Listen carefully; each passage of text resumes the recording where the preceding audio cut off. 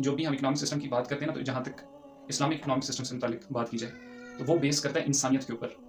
وہ زر کے اوپر ویلیو نہیں کر رہا ہوتا، اور زر کی تو کبھی ویلیو نہیں ہوئی. ویلیو ہوتی ہے اجناس کی، انسانیت کی ضرورت کی، پیسے کی یا پیپر کرنسی کی یا سونا چاندی. یہ ہمارے ذریعے ہیں کہ ہم اپنی اجناس اور اپنی نیڈس کی جو جتنی بھی ریسورسز ہیں ان کا ایکسچینج کر سکیں.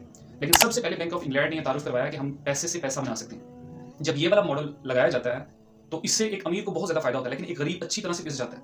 یعنی فار ایگزامپل جب پاکستان کا انٹرسٹ ریٹ 20% کے اوپر تھا تو اس وقت آپ اندازہ کریں جس کے پاس 1 کروڑ روپے ہوگا وہ جب بینک کے اندر ڈالے گا اور اس کے پاس یہ فتویٰ بھی ہوگا کہ مفتی صاحب نے کہا کہ آپ حلال، اس نے سارا 1 کروڑ روپے مارکیٹ سے نکال کے اور بینکنگ سسٹم میں ڈالا اور جس پہ اس کو 20% پروفٹ ریشو مل رہا ہے. تو پیچھے جتنا جو ایک عام مزدور طبقہ عام چھوٹی دکانوں کے پہ بیٹھنے والا جس کا ڈیپینڈ کرتا تھا انحصار تھا سارا کا سارا ان بڑے پیسوں پہ، ان سارا کا سارا پیسے کے اوپر، تو وہ اچھا خاصا اس سے متاثر ہوتا ہے کیونکہ مارکیٹ سے پیسہ غائب ہو گیا. پھر کاروبار بند ہوتے ہیں، کاروبار چلتے نہیں ہے، مینوفیکچرنگ بند ہو جاتی ہے، جو انڈسٹریز ہے وہ بند ہو جاتی ہے، اور کتنے لوگ اس کے ساتھ لنکڈ ہوتے ہیں اور کتنا بڑا نقصان ہوا ہے. کیپٹلسٹ جو سسٹم جو ہے نا اس کی سب سے بڑی جو بیس ہے نا، سب سے بڑی بیس وہ سود ہے.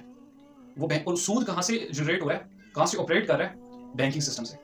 اور پھر اس بینکنگ سسٹم سے متعلق میری بائسز جو ہے وہ پرسنل بائسز نہیں ہے مفتی تقی عثمانی صاحب کے ساتھ. جو یہ نظریہ نتائج لے کے آئے گا وہ کتنے خوفناک ہے ہم اس سے اویئر نہیں ہیں. اسلام جب بھی آپ کو کوئی بھی ماڈل لے کے دیتا ہے، چاہے وہ سیاسی ماڈل ہو، چاہے وہ عدالتی نظام ہو، چاہے وہ معاشرتی نظام ہو، چاہے وہ معاشی نظام ہو، وہ انسانیت کی بھلائی کے لیے ہوتا ہے. یہ جتنا بھی بینکنگ سسٹم ہے، سارا کا سارا بینکنگ سسٹم ہمیشہ ایکسپلوٹیشن وجود میں لے کے آتا ہے.